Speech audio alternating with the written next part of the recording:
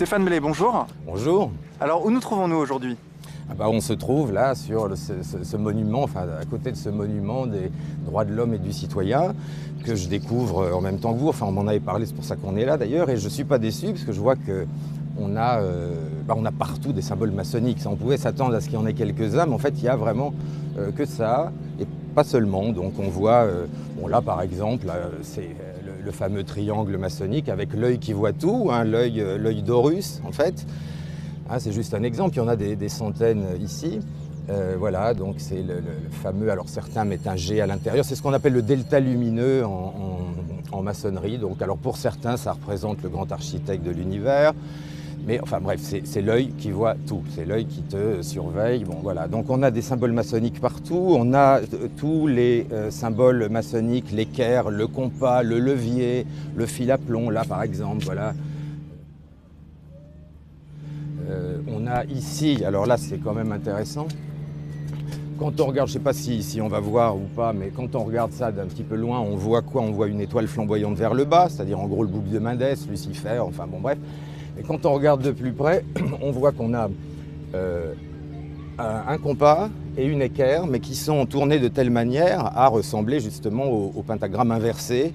Bon, en fait, pour expliquer clairement, l'équerre dont je disais tout à l'heure qui symbolise la terre, pour les apprentis, le compas qui symbolise l'esprit est placé de cette manière et l'équerre est placé au-dessus. Ça veut dire qu'ils ont encore des progrès à faire. Quand ils deviennent compagnons, une des branches du compas passe par-dessus l'équerre, ce qui veut dire qu'ils sont en progrès dans la spiritualité. Et une fois devenus maîtres, les deux branches du compas passent par-dessus l'équerre et donc ça y est, le maître domine la matière, etc., etc. Sauf que après, dans le plus haut degré, les choses s'inversent et on voit l'équerre qui passe au-dessus, le compas en dessous, et on voit ça sur certains tabliers des hauts grades. Et, voilà. Et là, on trouve effectivement avec ce symbole-là, l'équerre et le compas qui sont placés dans une position qu'on ne voit jamais ailleurs, complètement de travers, et qui donne un pentagramme inversé, ce que certains appellent pentagramme luciférien, mais c'est pas ça, mais c'est plutôt, pour le coup, simplement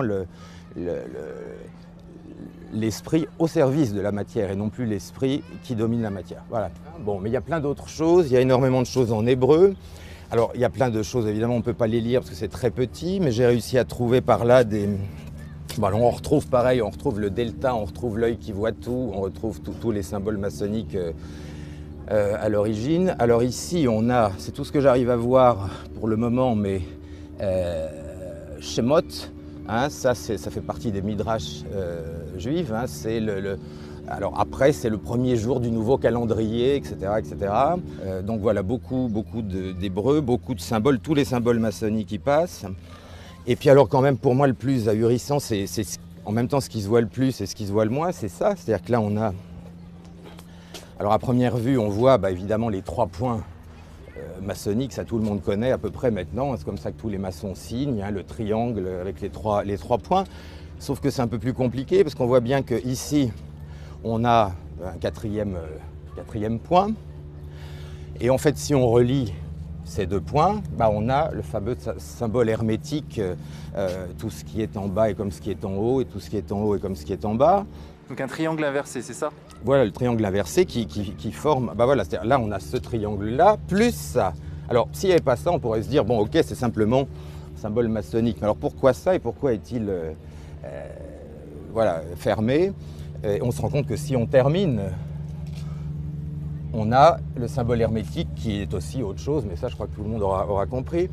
Voilà, et simplement ce qui reste, c'est-à-dire ce signe-là, c'est une lettre hébraïque qui est la 6e lettre de l'alphabet, la lettre Vav. La lettre Vav qui a pour valeur numérale 6. Et en hébreu, dans les jeux de mots kabbalistiques, vous avez des mots qui, si on leur enlève cette lettre, qui a valeur de 6, donnent des mots complètement différents. Ça sont les jeux kabbalistiques de la Témoura, de la Guématrie, de Noctaricon, enfin surtout de la Témoura. Voilà. Donc on peut se demander quand même ce que c'est que ça, parce que, voilà, hein, je crois que si les gens y prêtent attention, ils vont eux-mêmes réfléchir à ça. Ces 2 triangles ensemble forment une étoile de David. Voilà, c'est très clair. C'est-à-dire que là, pourquoi dans un monument où tout est extrêmement clair sur le plan symbolique, hein, je veux dire, on ne peut pas faire plus clair, il y en a partout, il faudrait y passer des semaines. Pourquoi avoir ce triangle Et ça, qu'est-ce qu'il fait là, celui-là? Bon, bien évidemment, on voit même les traces d'ailleurs. Bon, voilà. Et il manque la lettre Vav, valeur numérale de 6, pour former l'étoile de David ou le symbole hermétique d'Hermès Trismégiste, hein, tout ce qui est en haut et comme ce qui est en bas.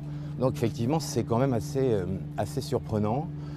Alors on pourrait faire le tour, mais je veux dire, il y en a partout. Il y a même des choses évidemment qu'on ne peut pas voir plus haut, mais on retrouve absolument partout le delta, l'équerre et le compas et tous les instruments maçonniques, hein, de tous les côtés. Alors j'ai pas encore tout vu. Et Stéphane Blais, pourquoi y a-t-il des inscriptions en hébreu sur ce monument dédié aux droits de l'homme? Il est évident qu'on peut s'étonner de ça. Moi je m'en étonne pas trop parce que je sais à partir de 1717, c'est un peu ce que je décline dans le livre là, qui va sortir chez Contre-Culture, à quel point les loges maçonniques dès 1717 ont été changé, on va dire, de l'opératif au spéculatif et ont été intégrés par des gens très différents de ce qu'on avait avant. C'est-à-dire au lieu d'avoir des constructeurs de pierres, des architectes, des mathématiciens, on a eu des usuriers, des banquiers, etc. Enfin bon, ça a commencé à ce moment-là, on le voit très bien. Bon, en tout cas là, on a quand même des extraits de Midrash sur ce monument, ce qui est quand même étonnant. Je disais, moi, comme tout le reste étant petit, je vois pas la suite, mais ça, c'est pas compliqué. Hein. J'ai dit, voilà, Shemot. Hein, et en hébreu. Donc, alors je vais aller regarder ce soir justement dans ces livres quand même, je ne regarde pas tous les jours, mais voilà, parce que le reste on n'arrive pas à le lire. Mais c'est censé décliner normalement, si je me souviens bien, et je crois que je me souviens bien, le premier jour d'un nouveau calendrier. C'est-à-dire ça sera le début d'une nouvelle ère. Voilà. Mais c'est pour les Hébreux normalement. Mais enfin là on le retrouve ici.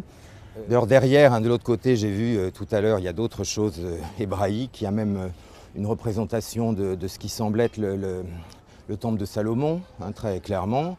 Je vois même un Adam Kadmon, je vois aussi une représentation du Sohar, de l'homme barbu, du Shem Amphorach. Enfin, ça c'est un peu compliqué, mais c'est vraiment typiquement de la mystique juive, hein, kabbalistique.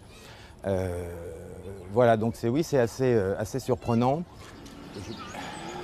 Tiens, je te parlais de la lettre Vav tout à l'heure qui manquait au second triangle. Là, alors, qu'est-ce qu'ils ont voulu dire? Je ne sais pas, mais tu as la lettre Vav à droite et à gauche, tu l'as à l'envers, la 6e lettre de l'alphabet hébreu. Je dis ça, c'est intéressant parce que c'est difficile à trouver. Tu feras un gros plan après. Voilà encore le triangle maçonnique avec l'œil d'Horus à l'intérieur. Et là, avant la devise liberté, égalité, fraternité, il y avait une autre devise, on connaît ça dans la franc-maçonnerie, mais on ne le voit jamais, qui était liberté, raison, égalité. Et là, on le trouve ici tel quel. Hein, il n'y avait pas de fraternité encore, c'était plus discret. Et là, on le trouve avec, encore une fois, l'œil d'Horus à l'intérieur. Hein, donc le fameux œil qui voit tout dans le triangle maçonnique avec la devise, enfin, pas la devise définitive, voilà, liberté, raison, égalité, ou liberté, égalité, raison. Voilà. Et cet œil qui voit tout, il regarde quoi exactement?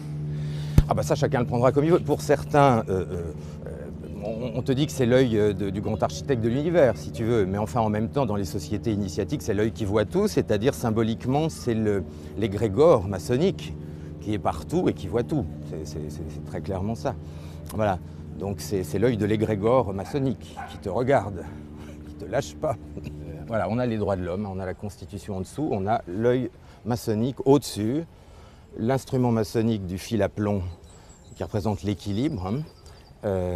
Voilà, alors certains diront la justice, mais enfin ça c'est bien le fil à plomb. Et puis on a, on a les droits de l'homme. Mais la présence de l'œil qui voit tout est quand même symptomatique, je pense, entre autres. Là, tu as à nouveau la Déclaration des droits de l'homme et du citoyen, et en dessous, regarde, tu as, si tu peux faire un gros plan, tu verras, tu as tous les outils maçonniques qui sont là, hein, le compas, l'équerre et tout le reste. Tous les instruments maçonniques sont posés au pied de la colonne. Ah voilà, alors là, voilà, pareil, tu retrouves absolument partout. Hein, tu vois, ça c'est omniprésent. Voilà, le fameux delta lumineux des francs-maçons qui est rigoureusement partout. À chaque fois que tu vois La Constitution des droits de l'homme, tu la retrouves. Pour les gens qui s'intéressent vraiment, qui veulent connaître les symboles maçonniques, au lieu d'aller perdre leur temps dans la journée du patrimoine au Grand Orient de France ou à la Grande Loge de France, ils peuvent venir ici, ils les ont tous. Hein. Donc là, ils sont tranquilles, il suffit de les trouver, parce que c'est quand même pas difficile. À 2 pas de la Tour Eiffel. À 2 pas de la Tour Eiffel, l'équerre, le compas, le delta lumineux, le fil à plomb, enfin tous les outils, ce qu'on appelle les outils symboliques maçonniques, sont là. Et alors vraiment, c'est difficile de ne pas les trouver, hein. Voilà, une fois qu'on le sait.